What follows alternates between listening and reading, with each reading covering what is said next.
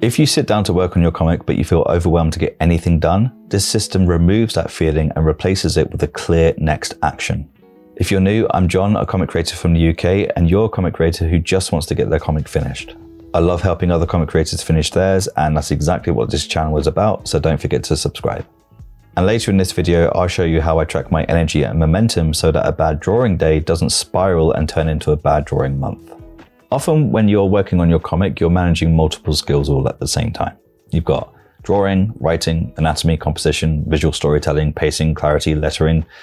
It's a lot. And naturally, you want to get better at all those things all at the same time. The problem is that you can't focus on all those things at the same time. You just end up doing nothing because you feel like you don't even know where to start. And then you start to feel bad about the comic, so you start redesigning page after page, or worse, you start all over again.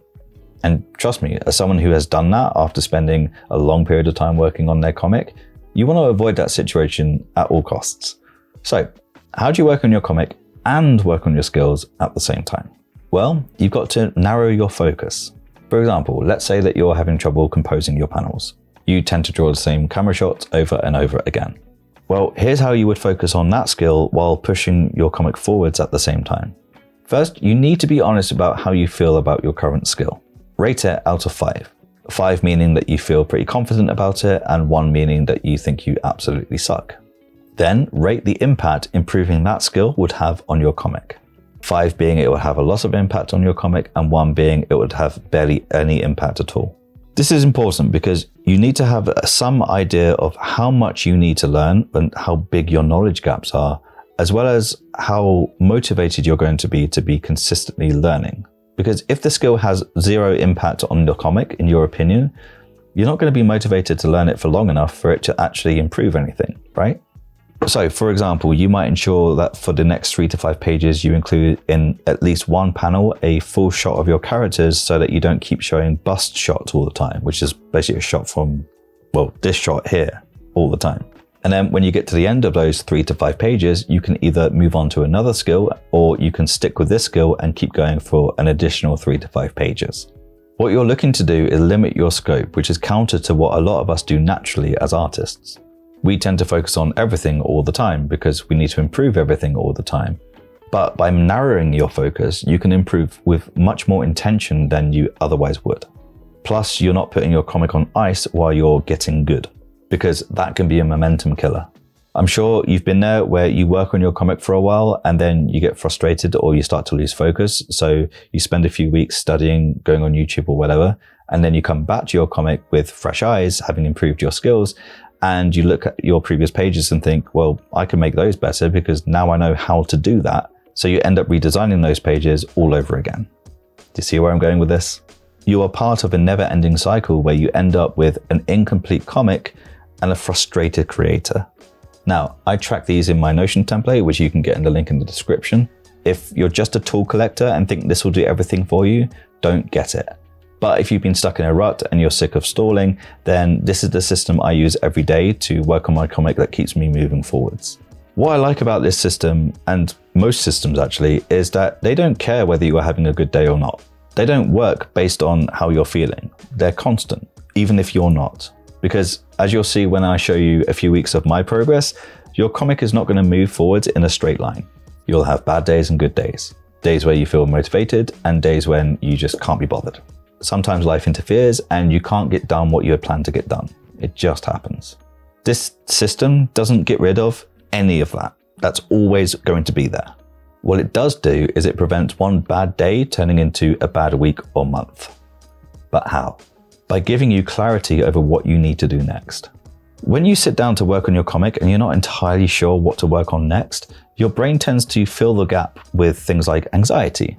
You start to think about all the things that you could be doing rather than the things you should be doing. On good days, you can power through that and get all the shit done that you need to get done. But on bad days when you're tired and stressed, that can completely derail your progress. And you'll often start working on other things instead of facing up to your comic because it's too overwhelming. That's why systems are important. For me, knowing what I'm focusing on, why I'm focusing on it, and the fact that I'm actively working on my comic at the same time is what enables me to keep moving forwards consistently, even on the days when my motivation isn't particularly high. which is especially important when working on comics because they take freaking ages. And if you just relied on your motivation or when you felt like it, then you won't get that many pages done. At the end of the day, you get out what you put in. That's true of comics and it's true of this system. And if you do this next part, you will be surprised by how much momentum you can start to build with your comic. This is surprisingly difficult to do consistently, but if you document just in a couple of words how your comic session went, you'll stop feeling quite so overwhelmed. Overwhelm and burnout are often caused by us not having any clarity. That's why narrowing your focus on specific skills for a period of time is so effective. It gives you that clarity and kind of gets rid of all the noise outside of it.